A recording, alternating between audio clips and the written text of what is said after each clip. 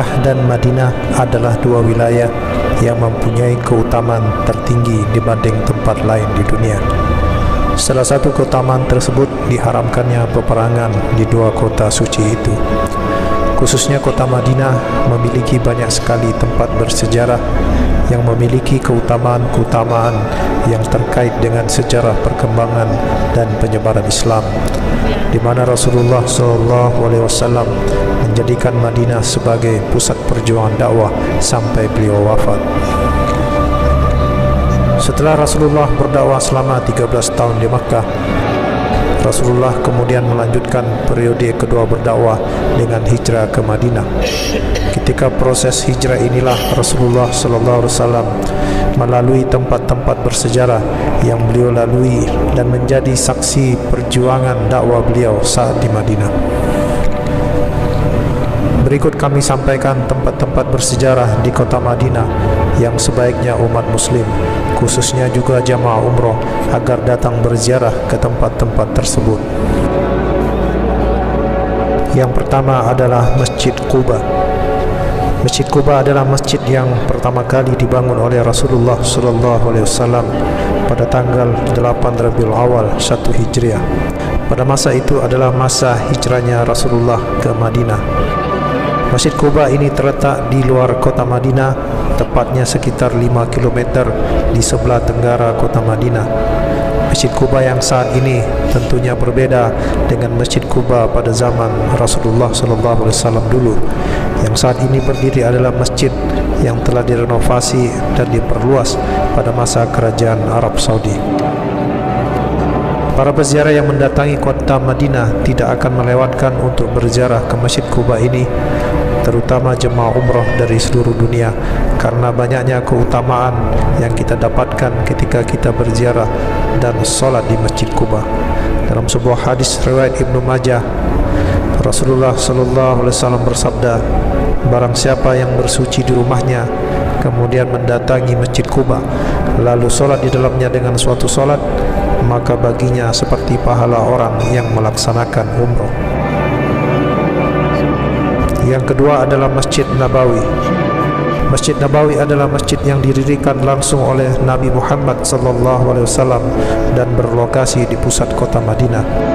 Masjid Nabawi merupakan masjid kedua yang dibangun dalam sejarah Islam dan menjadi salah satu masjid terbesar di dunia.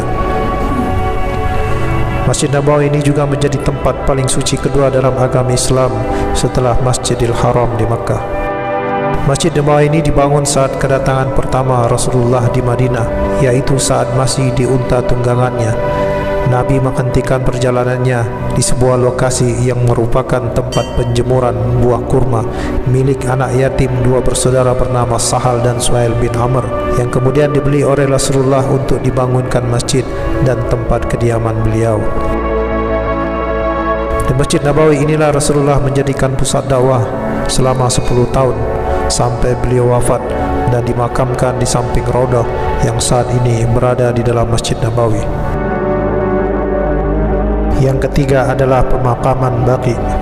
Jannatul Baqi terletak di dalam kota Madinah, tepatnya di sebelah Masjid Nabawi. Di tepian jalan Abu Bakar As-Siddiq terbentang pagar bertembok tebal sepanjang 1724 meter dengan tinggi sekitar 4 meter. Pagar panjang berwarna coklat dengan kisi-kisi besi itu membatasi jalan raya dengan kompleks pemakaman Baqi. Di pemakaman Baqi terdapat kurang lebih 10.000 sahabat dan keluarga Nabi Muhammad SAW. Mereka adalah termasuk para syuhada perang Badar dan Uhud. Sahabat Nabi yang dikuburkan di sana adalah salah satunya Utsman bin Affan. Tak hanya itu, keluarga Nabi termasuk para istrinya juga dimakamkan di sana, kecuali ibunda Khadijah yang dimakamkan di Ma'lah, Makkah.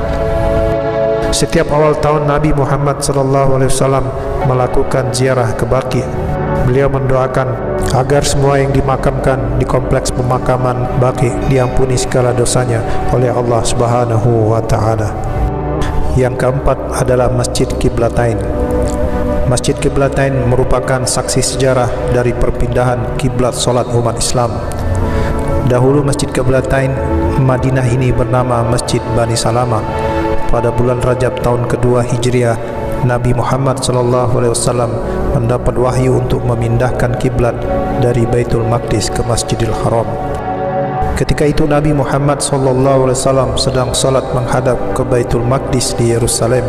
Kemudian Allah Subhanahu wa taala menurunkan wahyu yang tertulis dalam surat Al-Baqarah ayat 144 yang memerintahkan Nabi Muhammad SAW berpaling ke Masjidil Haram Mekah. Setelah perintah itu turun, Rasulullah SAW mengubah posisi kiblatnya dengan memutar 180 derajat ke arah kiblat baru. Para jemaah pun segera mengikuti perpindahan arah kiblat itu, sehingga masjid ini mempunyai dua mihrab, satu ke arah Makkah dan satu ke arah Palestina. Yang kelima adalah Masjid Khandaq. Masjid Khandaq merupakan masjid bersejarah di Madinah. Masjid ini posisinya berada di daerah Gunung Sila. Khandaq berarti parit. Dalam sejarah Islam, yang dimaksud Khandaq adalah peristiwa penggalian parit pertahanan dalam peristiwa pengepungan kota Madinah oleh kaum kafir Quraisy. Ketika Rasulullah SAW mendengar kafir Quraisy bersama sekutunya akan menyerang kota Madinah, Rasulullah SAW pun bermusyawarah dengan para sahabat beliau. Pada waktu itu sahabat Nabi Salman Al-Farisi radhiyallahu anhu menyampaikan saran agar membuat benteng pertahanan berupa parit. Usul tersebut diterima oleh Rasulullah dan peristiwa pengepungan kota Madinah ini terjadi pada bulan Syawal 5 Hijriah.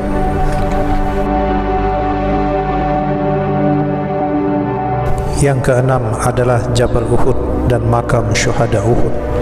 Jabal Uhud adalah salah satu gunung terbesar yang terletak sekitar 4,5 km dari kota Madinah. Saat kita berkunjung ke Jabal Uhud, ada sebuah peta terpampang di sebuah dinding di areal ziarah tersebut. Pada peta itu tergambar kurang lebih menceritakan tentang alur perang Uhud. Dalam lembah yang berada di kaki gunung Uhud, pernah terjadi sebuah perang dahsyat antara kaum muslimin yang berasal dari Madinah yang dipimpin langsung oleh Nabi Muhammad SAW dengan kaum musyrikin Quraisy dari Makkah. Soal jumlah pasukan kaum muslimin yang ikut berperang sangat timpang. Awalnya ada 1.000 orang, tetapi ada sejumlah orang-orang munafik yang ikut perang tersebut mengundurkan diri dan kembali ke Madinah. Alhasil total pasukan yang dipimpin oleh Muhammad SAW berjumlah hanya 700 orang, sementara musuh terdiri dari 3.000 kaum musyrikin Quraisy. Pada lokasi Jabal Uhud ini juga terdapat Jabal Ruman, di mana Jabal Ruman merupakan tempat pasukan pemanah berdiri saat perang Uhud. Di tengah-tengah kompleks Jabal Uhud terdapat pemakaman yang di sana merupakan makam para syuhada Uhud dan korban perang Uhud, termasuk paman Rasulullah Sayyidina Hamzah. Selain menjadi saksi secara peperangan, Jabal Uhud disebut juga memiliki keistimewaan, seperti yang disebutkan dalam sebuah hadis yang berbunyi, jika kita hendak melihat bukit yang terdapat di surga, maka ziarahlah ke Bukit Uhud. Nabi SAW bersabda, Bukit Uhud ialah salah satu dari bukit-bukit yang terdapat di surga. Hadis riwayat Bukhari. Yang ketujuh adalah Masjid Bir Ali. Masjid Bir Ali ini terletak 11 km dari Masjid Nabawi, tepatnya sebelah barat lembah Aqiq. Bangunan masjid ini dikenal juga dengan nama lain Masjid Abyar Ali, tampak seperti benteng perang yang gagah. Lokasi ini merupakan saksi bisu perjalanan haji Rasulullah SAW. Di bawah sebuah pohon Rasulullah berteduh di tengah perjalanan menuju Makkah, dan di masjid ini pula Ali bin Abi Thalib radhiyallahu anhu menggali banyak sumur. Menurut catatan sejarah, di lokasi ini Rasulullah SAW melakukan mikot dan mengenakan kain ihram untuk berumroh. Peristiwa inilah yang akan diikuti oleh jemaah haji di seluruh dunia setiap tahun. Di masjid ini juga jemaah haji dan umroh yang akan menuju Makkah dari arah Madinah akan mampir untuk melaksanakan mikot, meniatkan diri untuk berumroh dan melaksanakan solat ihram.